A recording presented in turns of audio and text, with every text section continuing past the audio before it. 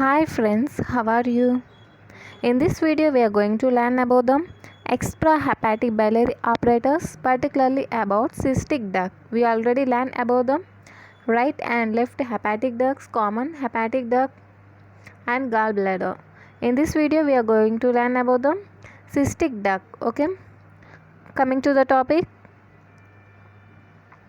cystic duct. Okay, the cystic duct is about 3 to 5 centimeters long and runs backwards and downwards from the neck of the gallbladder to run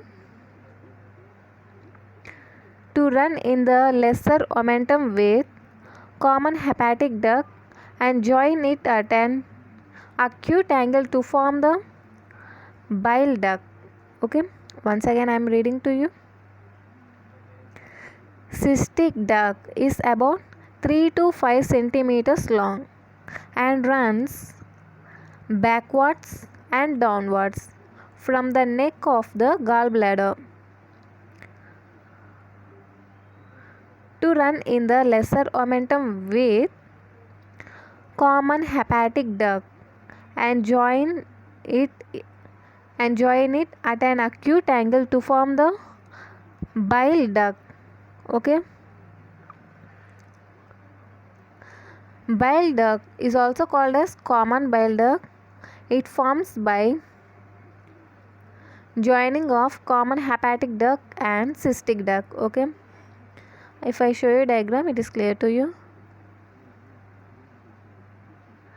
This is the cystic duct. Okay, this is the cystic duct and this is the common hepatic duct. This is the right and this is the left hepatic duct joined to form the common hepatic duct.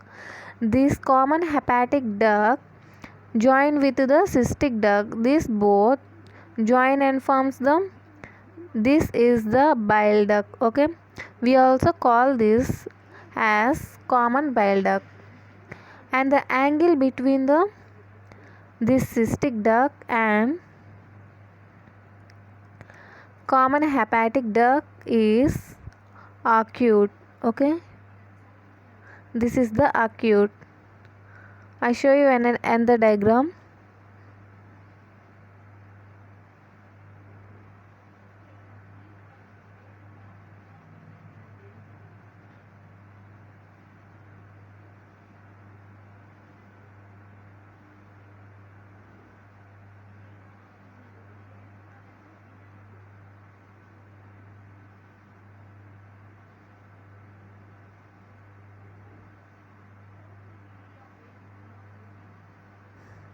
See this point, guys. The angle between the cystic duct and common hepatic duct is acute and is called the cystohepatic angle. Cystohepatic angle. If you see my previous videos, you may get this point. Okay, the angle between the cystic duct and the common hepatic duct is acute and is called cystohepatic angle. Okay, coming to the cystic duct.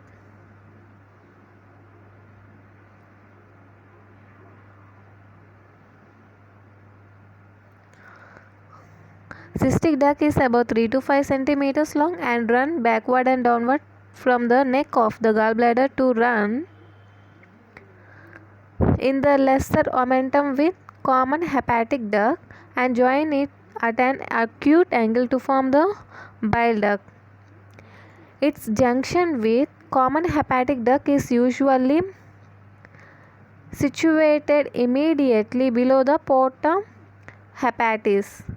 Its junction with common hepatic duct is usually situated immediately below the porta hepatis. Note this point, guys. Just immediately below the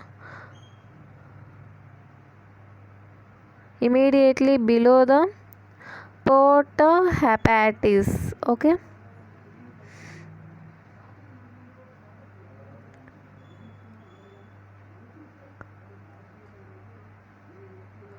I also show you the porta hepatis. This is the porta-hepatis. Okay, and the joining of common hepatic duct with bile duct is just below the porta-hepatis, just below this porta-hepatis. Okay guys,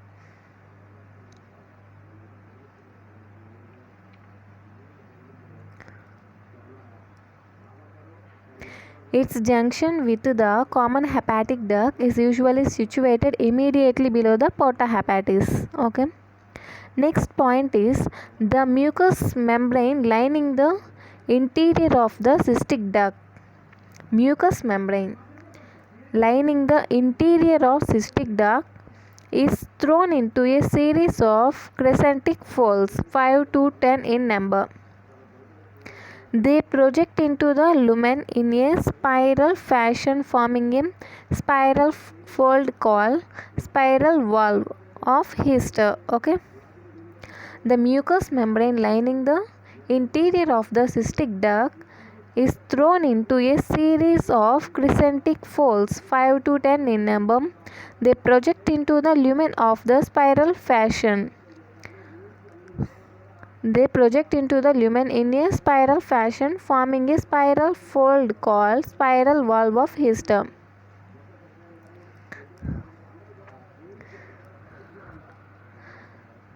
This is the interior of the cystic duct. Mucous membrane is present into a folds.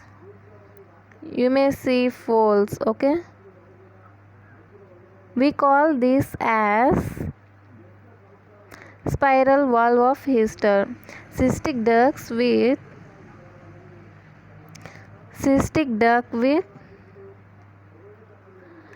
spiral fold, we call this as spiral valve of Hester. Remember guys, once again, the mucous membrane lining the interior of the cystic duct is thrown into a series of crescentic folds, 5 to 10 in number. They project into a lumen in a spiral fashion, forming a spiral fold called spiral valve of Hester. Okay, the valve of Hester keeps the duct open so that bile can pass through it both in and out of the gallbladder. The valve of Hester keeps the duct open. Which keeps the duct open? This valve of Hester that keeps the duct open so that the bile can pass through it both in and out of the gallbladder.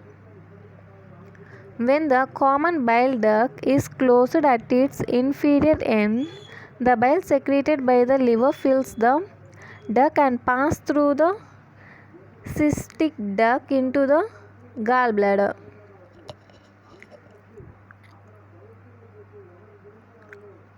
Once again, when common bile duct is closed at its interior end, common bile duct, okay, the bile secreted by the liver fills the duct and passes through the cystic duct into the gallbladder.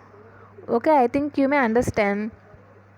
It's a enter in that bile enters and fills the gap in the tube of this duct. Okay, in the duct it fills the portion and the remaining bile is secreted into the gallbladder through this cystic duct. Okay, I think you understand this. When the common bile duct is closed at its inferior end, bile secreted by the liver fills the duct, which duct? Common bile duct, and passes the cystic duct and passes through the cystic duct into the gallbladder. Okay, when the common bile duct is open, the bile flows into it from the common hepatic and cystic ducts. Okay,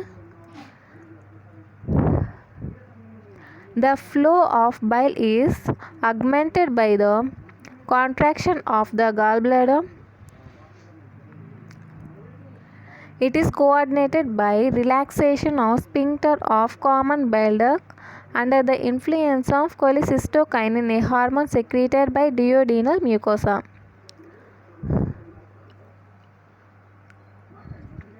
The flow of bile is augmented by the contraction of gallbladder.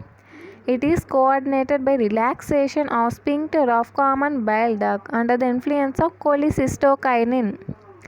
Remember the hormone? Cholecystokinin, a hormone released by duodenal mucosa. Okay?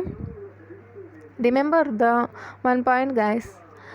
When the common bile duct is closed, the bile from the liver is gone into the gallbladder for storage. Okay, when the common bile duct is open, the bile is secreted from liver as well as from the gallbladder, and this is influenced under the relaxation of sphincter of common bile duct under the influence of cholecystokinin. It is a hormone that is released by the duodenal mucosa. I think it is clear to you. Okay. In next video we are going to learn about the bile duct. It is also called as common bile duct. Okay guys. If you like this video, like, share and subscribe. Thank you.